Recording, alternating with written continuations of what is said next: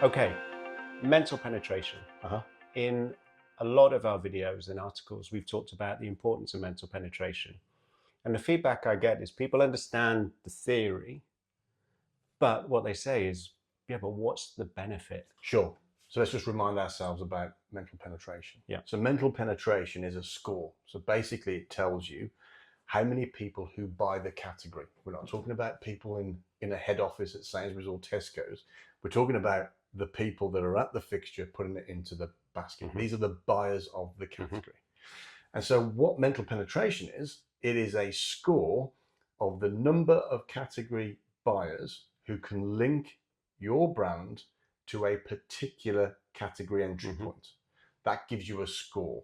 So I know we've got an example. Do you want to just walk through what the benefit is if you've then got someone in the zone who's more likely to buy than in the zone of unlikely to buy? Sure. This particular brand that we did the work for had a mental penetration number of 25%. Which is low.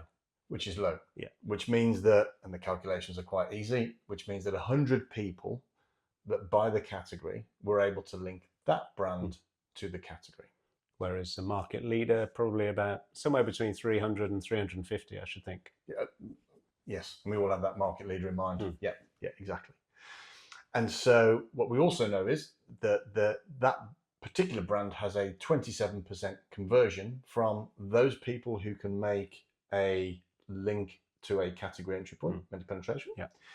So 27% conversion means that 27 people were able to buy the brand. So for a business then, what they are most interested in knowing is how do we increase the number of people who purchased the brand, which in this case was 27, how do we increase that up to X? So how about we just reverse back and see how we can increase that number by what have we got to do to mental penetration to be able to increase that number. So let's say, for example, we're going to move mental penetration from 25% to 40%. So in this instance then, you would have a mental penetration number that was at 100 and is now going to increase to 160. With the same conversion of 27%, means that you've now got 43 buyers of that brand rather than the 27.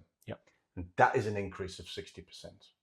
So I increase my potential pool of buyers to 60% by increasing mental penetration by 15 points. Correct.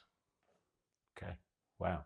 That's a bit different than going into a boardroom saying I'm going to improve my friend's rate it score or other sort of attitudinal statements that perhaps sometimes don't engage the CFO as much. Okay.